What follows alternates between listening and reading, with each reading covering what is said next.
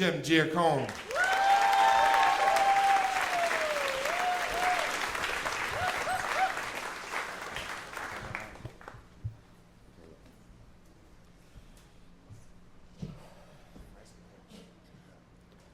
I frequently find myself in the company of other family members like myself, family members who lost a loved one on September 11th, 2001.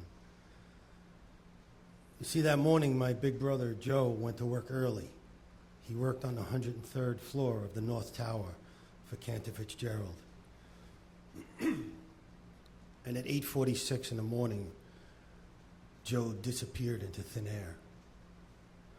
It's within conversations with these other family members that they'll sometimes mention the fact that they had a sign, a butterfly, a rainbow, even a series of events that they pieced together themselves to convince themselves that they were in the presence of their loved one or watching the workings of their loved one.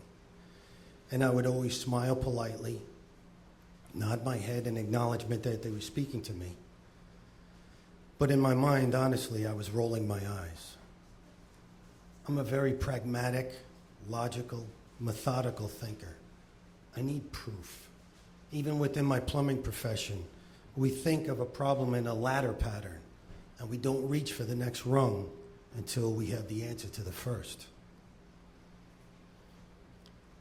I'm also somebody that was haunted by a horrible, reoccurring nightmare that began shortly after September 11th. It would always begin with me standing at the base of a mountain looking up. In front of me was a wide swath of a path. The path was all stone, rocks, outcroppings. On the right side was a definitive line of trees. On the left side, the same. On these outcroppings were these creatures. They were dog-like, vicious, horrible, dark creatures, and they scared the hell out of me. Even when I looked at them, everything would turn dark. They were vicious. They would snarl and snap at the air. I would see the mist from their breath. And at the top of the mountain was my brother Joe, and he never said a word. And without fail, somewhere along my climb, I would slip and helplessly slide into the grasp of one of these creatures. And for some reason, I gave a green light to all the other creatures to set upon me. And I would awaken as they were tearing at me. I would sometimes awaken hearing a voice or a scream, and as I became more awake, I would realize it was my own. I'd usually be sitting up, covered in sweat, scared where I couldn't even formulate a word. Then I'd be confused, then I'd get angry, and then I'd become depressed.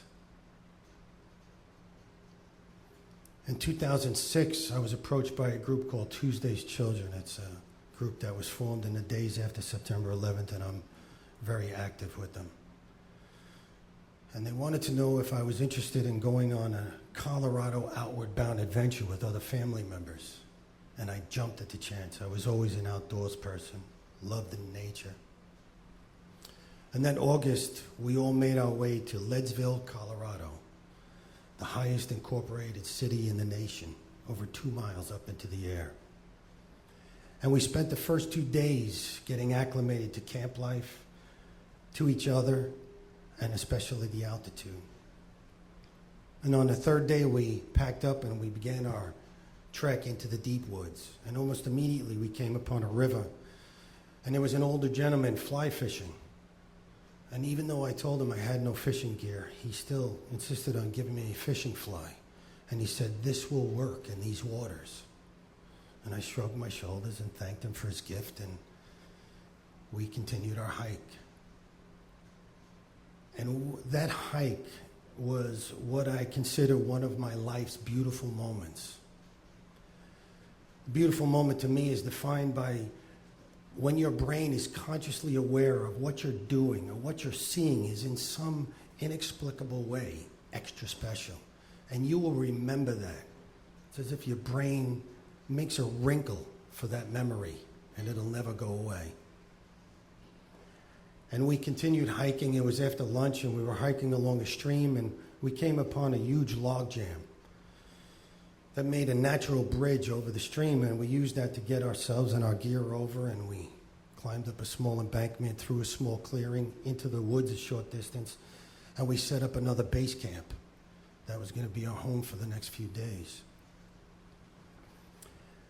And little Jimmy got a long, flexible stick, got my 12 yards of dental floss, and my new gift of the fishing fly, and I was going to go back to that stream, and I was going to catch some fresh dinner.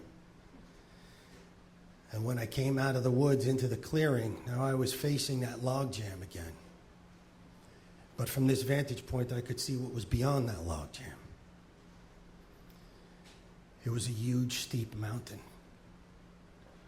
It had a huge, wide swath of a path cut from the bottom to the top. There was a definitive line of trees on the right, a definitive line of trees on the left. I immediately became frozen because I knew this was the mountain in my nightmare. This was Joe's mountain. I wanted to call out to the others, but I had never told anybody but my wife about this nightmare. So I didn't say a word. In fact, a short time after September 11th, when I would speak of my brother Joe to even my closest friends, I would see them become physically uncomfortable. And so, to save their discomfort, I stopped talking about my brother. That night after dinner, we built a campfire. And you could probably imagine with all those broken-hearted people, there was a lot of emotional kumbaya moments around that campfire. There was a lot of crying. There was a lot of anger. When it was my turn to speak, I told the others about my nightmare. And that's when we learned from the guide that that was one of the mountains we were scheduled to climb. That very next morning, we put on our day packs and we set out at dawn. And it was a crisp, clear, beautiful morning. And we hiked for hours. And we got about halfway up when I have what I consider to be a complete breakdown. For some reason, I went from crying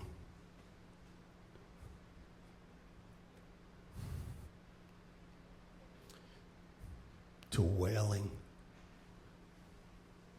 to dropping on my knees, making guttural sounds I had never made before. The others with me were great. They hugged me. They cried with me. And together we got to the top of that mountain. And let me tell you, the top of that mountain was absolutely glorious. It was spectacular. On the top of that mountain, we found a pickle jar that somebody had left up there with folded up notes inside of it. I found a pen and paper, and I wrote down my thoughts and prayers to my brother Joe. One thing I will tell you is that I wrote that I would never let him be forgotten.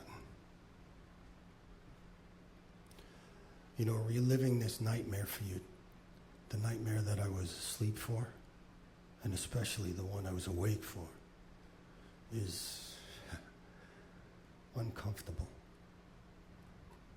But something more I hope happens. If you all remember my story, even if you remember my nightmare, you will in a small way remember my brother Joe.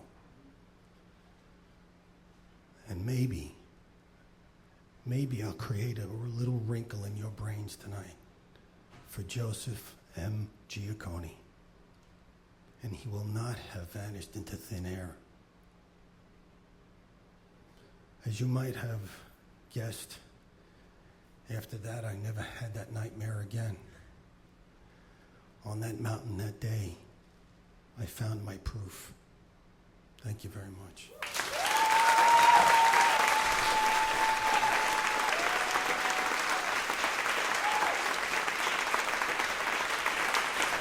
That's Jim Giaccone.